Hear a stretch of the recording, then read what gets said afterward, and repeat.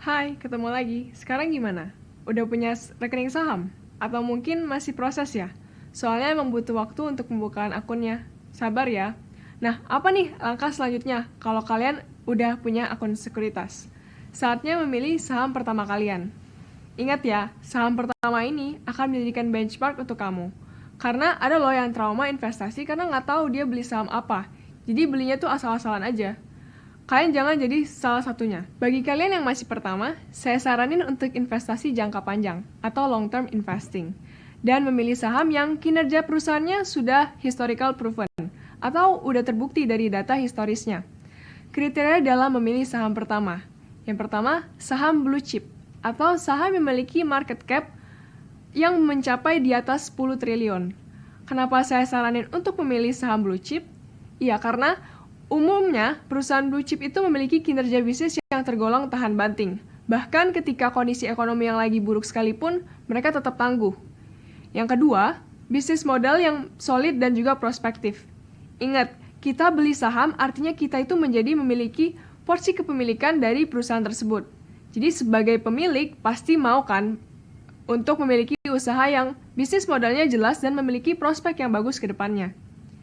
Selanjutnya, manajemen yang kredibilitasnya tinggi. Kita membeli saham berarti kita mempercayakan juga dana kita untuk digunakan perusahaan melakukan ekspansi. Dan perusahaan akan dikelola oleh manajemennya. Nah, makanya kita perlu tahu background dari manajemennya. Apakah sudah memiliki kredibilitas yang tinggi atau malahan manajemennya punya catatan hitam?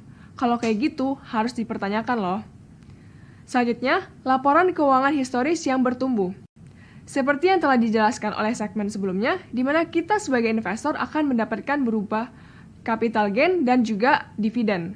Ketika keuangan perusahaan tumbuh, hal ini akan berdampak positif pula kepada capital gain yang akan kita terima sebagai seorang investor. Terus, apa aja ya kira-kira yang termasuk ke dalam kriteria tersebut? Saya kasih sedikit contoh ya, dan saya sendiri menyukai perusahaan-perusahaan ini. Yang pertama, BBCA, yang kedua BBRI, yang ketiga, Telkom.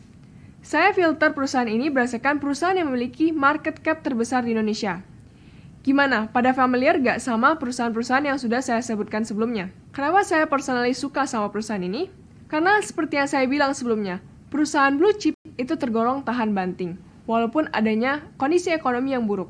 Saya contohin ya, ini adalah data pergerakan saham BBCA dari 2006 hingga 8 Januari 2021. Kita ketahui bersama bahwa krisis ekonomi terjadi pada tahun 2008 dan juga 2020 kemarin. Sahamnya itu kuat dalam keadaan ekonomi, walaupun di tahun 2020 kemarin, yaitu adalah COVID-19. Itu mengalami penurunan tapi tidak membutuhkan waktu setengah tahun. Harganya itu udah kembali ke semula, tidak adanya COVID, bahkan malah bertumbuh. Itulah the power of blue chip, terutama BBCA. Nah, alasan selanjutnya, kenapa memilih 3 saham tersebut adalah CAGR-nya. CAGR-nya itu lebih dari 8%. Apa tuh CAGR? CAGR adalah Compound Annual Growth Rate, yang mana tingkat pertumbuhan tahunan rata-rata investasi selama jangka waktu tertentu.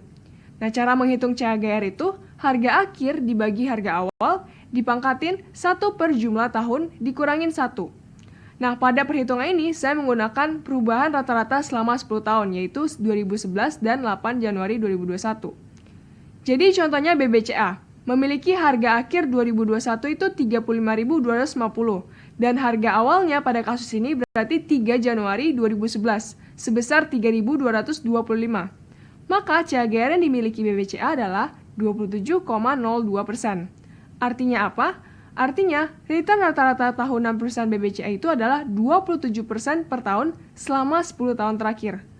Gede banget kan? Nah, di mana lagi kalian bisa investasi yang bisa memberikan return sebesar itu? Nah, begitu pula dengan BBRI yang CAGR-nya 11,19% dan Telkom sebesar 9,97%.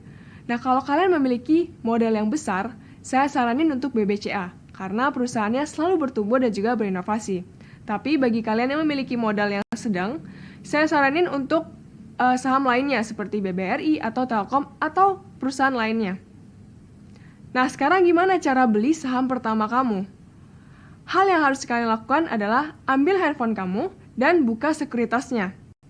Nah, kalau saya di sini akan menggunakan Mirai Sekuritas. Kemudian kalian ketikkan saja ticker atau kode sahamnya. Let's say sekarang kita mau beli saham BBRI. ketik jumlah saham yang kamu mau beli. Nah, minimal belinya itu adalah 1 lot. Nah, bagi kalian yang memiliki modal kecil, tidak masalah karena saat ini ketentuan di bursa minimum transaksi adalah 1 lot atau equal 100 lembar saham. Harga yang ada di layar itu adalah harga 1 lembar saham. Berarti kalau misalnya BRI 4.720, berarti 1 lotnya itu adalah Rp472.000. Jadi kan harga saham itu akan bergerak terus sesuai supply dan juga demand-nya. Kalau kita mau beli saham, berarti kita harus lihat dulu ada nggak yang jual. Kalau kita sebagai pembeli, tentunya kita mau pilih harga yang nawarin paling rendah. Yang paling murah, seperti hukum ekonomi. Beli di harga yang murah, jual di harga yang tinggi. Alhasil akan mendapatkan keuntungan yang lebih besar pula. Nah, gimana nih cara kita lihat orang yang nawarin itu? Jadi ada kolom namanya as, yang warna hijau dan juga bid itu dari warna merah. Harga pembuka awalnya itu adalah warna kuning. Kalau kita mau langsung kebeli, berarti kita langsung aja ambil harga yang sekarang. Tetapi ada kondisi nih, di mana ketika kamu mau beli, dan kamu menunggu harga itu turun. Jadi otomatis kamu harus ngantri. Nah, siapa tahu harganya itu bisa turun lagi di bawah 4.720. Nah, kamu bisa masukin antriannya, contoh 4.710. Tapi ingat, harga akan match ketika ada yang jual. Kalau harganya naik terus, nggak nyentuh harga yang kamu tetapkan, resikonya itu adalah transaksi kamu tidak tereksekusi atau tidak terbeli sahamnya. Nah, selanjutnya, kalau sudah masukin harga dan juga volumenya, kalian bisa melihat fee-nya di sini, pencet aja simbol tanda tanya. Nah, langsung kalian pencet buy kalau misalnya kalian udah pasti untuk membelinya. Kalian bisa melihat nih di order list. Nah, ada juga nih kondisi di mana kalian salah input lot ataupun harganya. Nah, tapi kalian jangan panik, karena ada fitur amend atau withdraw. Nah, kalau amend itu, kalian mau revisi untuk jumlah lot ataupun harganya. Contohnya, di sini saya akan revisi untuk harganya mau ngambil di 4.710. Oke?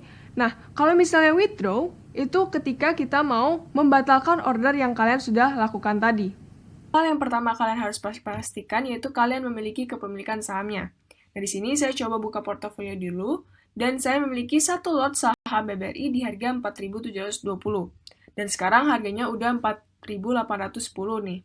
Nah, kita coba sell langsung pada harga sekarang. Nah, jangan lupa untuk ganti dulu nih ke kolom sell ya. Nah, sebagai penjual, kita melihat dari sisi bid yang berwarna merah. Saya akan jual di harga sekarang yaitu 4.790 dengan 1 lot BBRI saya. Klik confirmation, dan akan muncul total realized profit saya yaitu Rp479.000. Jadi, yuk mulai dari beli saham pertama kamu, dan setelah kalian investasi untuk saham pertama, jangan ditinggalin aja. Coba bikin investasi sebagai habit kalian. Buatlah saham kedua yang dibeli, saham ketiga, dan juga seterusnya. Jadikan mereka seperti sebuah hubungan yang harus di-maintain.